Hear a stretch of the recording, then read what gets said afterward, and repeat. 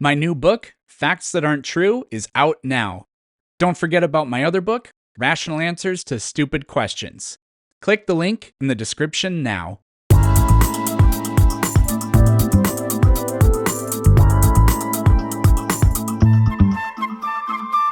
But why is it that paleontologists will say that there are no smooth, gradual, transitional fossils? I have numerous upon numerous quotes from paleontologists who say that the fossil record does not support of transitional fossils that animals evolved from a prior different species. Like, let me give you an example, right?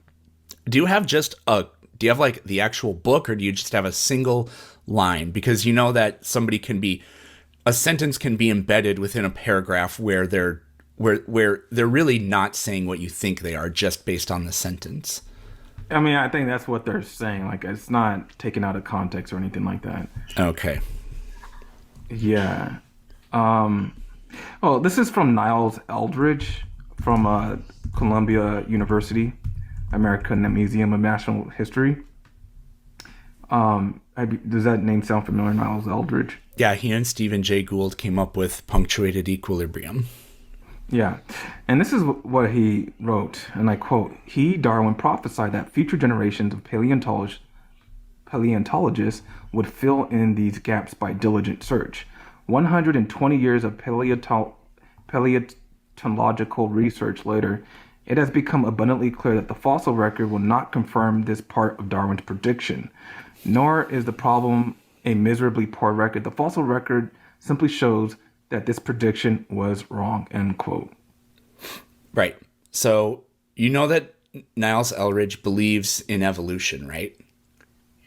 Well, of course, it's like a sacred cow. You can't not believe in the sacred cow, right? Okay, so why would you use a quote from somebody who believes in that Earth is billions of years old, that life has evolved, to make a counter evolution argument?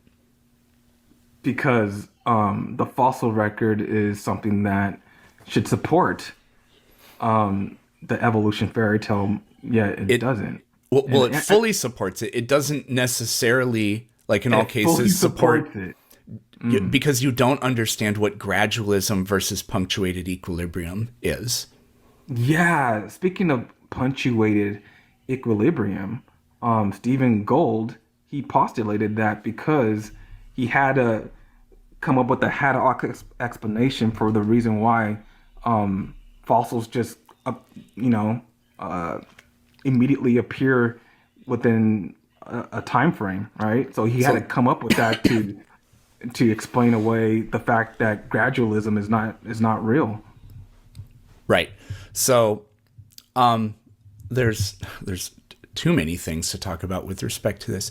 Do you expect that we should be able to find an example of every single thing that ever existed in the fossil record? I would expect to see some, at least some of it. Yeah. I mean, that's what was predicted. At least some of it. Now, compare that to a book that's 500 pages long. What would at least some of the pages...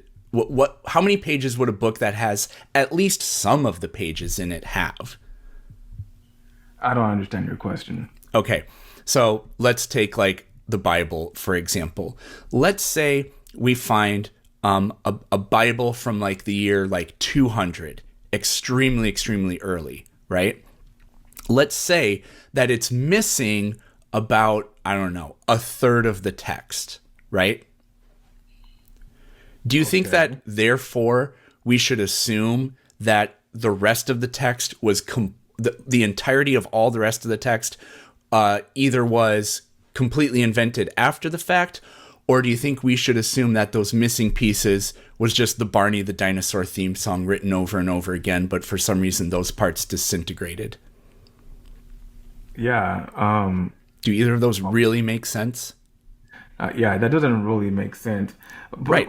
So the fossil record, we're never going to have every single thing that ever existed. So there are going to be jumps in it, but that doesn't mean that the fossil record doesn't support evolution, because we don't have to have everything or even close to everything to support the idea. For example, the Sure. fossil record is made entirely of things that don't exist anymore. There are like maybe 3 or 4 examples. But if you go far enough back, they completely disappear as well. But if the animals that were living a very long time ago were completely different animals than we have today, but animals come about through, doing that, then that means the animals of today are the descendants of species that were different in the past. That's what the fossil record tells us. Okay. By the way, your chat, they're like big bullies, man. What's wrong with your fan base? I don't know. That, like, chill out, guys. Yeah, stop bullying a Christian, y'all. Don't be Christian phobic. But yeah, I mean, Stephen Gold, he even said that the fossil record doesn't support evolution, right? No, he said it doesn't support gradualism. Yeah, but he knows that there is no transitional fossils, right? That's And 100% Stephen Gold- false. We have an extremely good record of like whale evolution, for example. I don't know about that, but can I give you another? Well, quote you should buy my book and read about it. Can I give you a quote by Stephen Gold, who was a heavyweight in the world of paleontology? Yeah, and who believes in evolution. So this quote is not is not going to imply that evolution doesn't occur. Yeah, okay, but you're telling me something, but the experts in the field are saying something else. So there's this. No, you're misunderstanding what they're saying. Go ahead. What's the quote? There's an incongruence here. So, and I quote, this is from Stephen Gold, a professor of geology and paleontology of Harvard University. He passed away several years ago, but this is his quote. The absence of fossil evidence for intermediary stages between major transitions in organic design, indeed our inability, even in our imagination, to construct functional intermediates in many cases, has been a persistent and nagging problem for gradualistic accounts of evolution, end quote.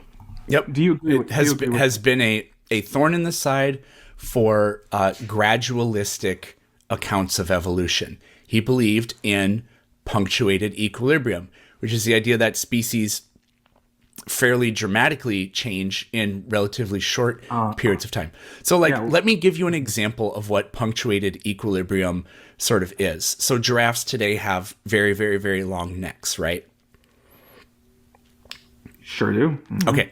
The idea of gradualism is that the ancient giraffe ancestor, it's just that every, 1,000 generations, the average neck just very slowly, incrementally worked its way up to the height where it currently is. Whereas punctuated equilibrium would say, no, the ancient giraffe ancestors, their necks on average were only about this long, but because populations vary, there's some are shorter, some are longer, but the average is right here.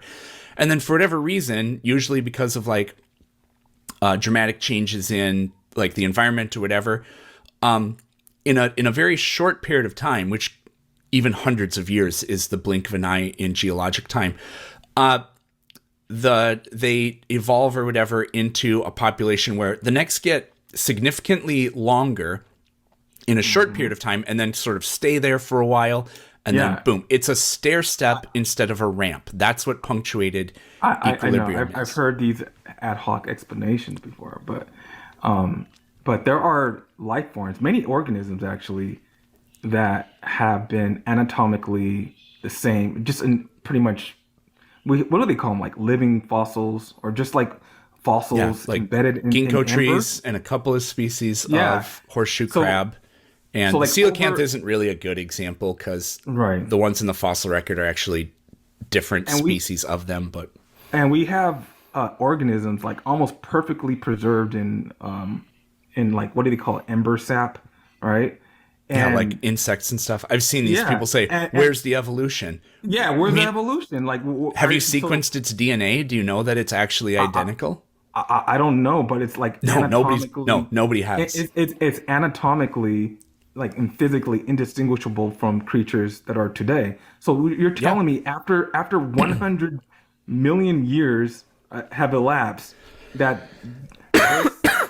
this species has not changed at all, not even a tad bit, even after all the cataclysmic event that happened on Earth supposedly over the last 100 million years. So we have no idea if they're actually the same species or if they haven't evolved at all, because we have absolutely no clue what their DNA structure is. Actually, they have sequenced the DNA. It's like very similar. I had like all my notes on my. I can't find it. The oldest DNA sample we've ever recorded is something like 50,000 years, if that. So we certainly don't have it from an insect from the Triassic period, trapped in amber. That's not a thing.